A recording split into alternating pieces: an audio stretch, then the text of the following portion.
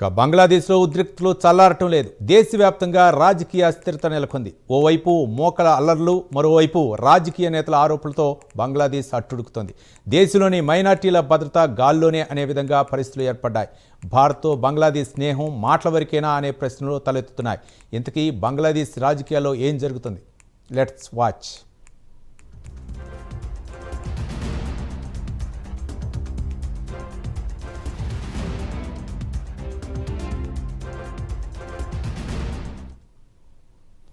బంగ్లాదేశ్లో ఉద్రిక్తతలు మళ్లీ బగ్గుమంటున్నాయి. రాజకీయ అస్థిరత మధ్య మాజీ ప్రధాని షేక్ హసీనా చేసిన వ్యాఖ్యలు సంచలనాన్ని సృష్టిస్తున్నాయి. బంగ్లాదేశ్లో కొనసాగుతున్న అల్లర్లు, రాజకీయ ఉద్రిక్తతలపై ఆ దేశ మాజీ ప్రధాని షేక్ హసీనా తీవ్ర ఆందోళన వ్యక్తం చేశారు.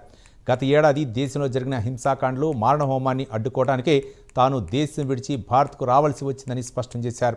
తాను భయపడి పారిపోలేదని, దేశం మరింత రక్తపాతంలోకి జారిపోకుండా చూడటానికే ఆ నిర్ణయం తీసుకున్నారని వెల్లడించారు. అయితే తన నిష్క్రమణ తర్వాత కూడా బంగ్లాదేశ్లో పరిస్థితులు మెరుగుపడలేదని హసీనా అన్నారు.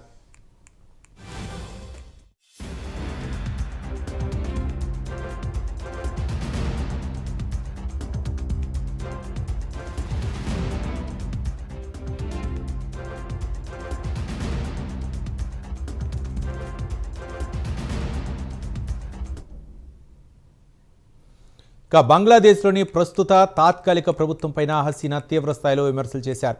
యూనస్ నేతృత్వంలోని తాత్కాలిక ప్రభుత్వం అధికారంలోకి వచ్చినప్పటి నుంచి దేశంలో హింస పెరిగిపోయిందని విమర్శించారు.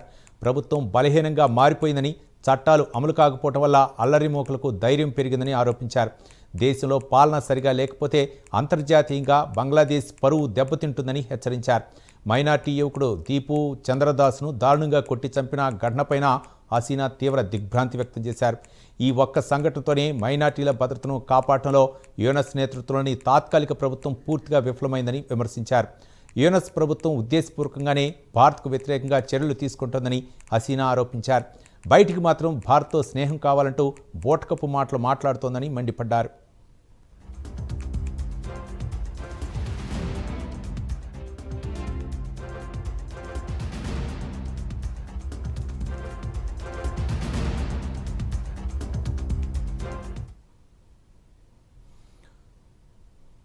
ప్రస్తుత పరిస్థితుల్లో బంగ్లాదేశ్, భారత్ల మధ్య ఉన్న సంప్రదాయ స్నేహబంధానికి ముప్పుగా మారుతున్నాయని హసీనా ఆందోళన వ్యక్తం చేశారు. యూనస్కు అండగా ఉన్న తీవ్రవాద శక్తులు దేశ ప్రజల మధ్య విద్వేషాలను రెచ్చగొడుతున్నాయని ఆరోపించారు. అలాంటి శక్తుల కారణంగానే తన కుటుంబం, తాను ప్రాణాల కోసం దేశం విడిచి వెళ్లాల్సి వచ్చిందని తెలిపారు. యూనస్ ప్రభుత్వం గోండాలకు మద్దతుగా నిలుస్తోందని విమర్శించారు. తమ పాలనలో తీవ్రవాదులుగా గుర్తించి జైల్లో పెట్టిన వారిని యూనస్ ప్రభుత్వం విడుదల చేసి మళ్లీ ప్రజా జీవితంలోకి అనుమతించిందని హసీనా ఆరోపించారు. దాని ఫలితంగానే బంగ్లాదేశ్లో అల్లర్లు మరింత తీవ్ర రూపం దాల్చాయని అన్నారు. మరోవైపు బంగ్లాదేశ్ యువనేత షరీఫ్ ఉస్మాన్ హతీ హత్యకు వ్యతిరేకంగా దేశవ్యాప్తంగా ఆందోళన కొనసాగుతున్నాయి. ఈ నేపథ్యంలో అక్కడి ప్రభుత్వం కీలక ప్రకటన చేసింది. హతీపై దాడి కేసులో ప్రధాన నిందితుడిగా భావిస్తున్న ఫైసల్ కరీం మసూద్పై లుక్అవుట్ నోటీసులు జారీ చేసినట్లు వెల్లడించింది. అతడిపై ప్రయాణ నిషేధం విధించినట్లు ప్రకటించింది.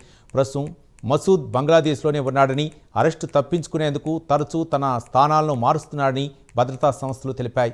మొత్తానికి ఒకవైపు రాజకీయ అస్థిరత, మరోవైపు మైనార్టీలపై దాడులు, ఇంకోవైపు భారత్తో సంబంధాలపై ప్రశ్నలు తలెత్తడంతో బంగ్లాదేశ్ ప్రస్తుతం తీవ్ర సంక్షోభంలో కూరుకుపోయినట్లు తెలుస్తోంది.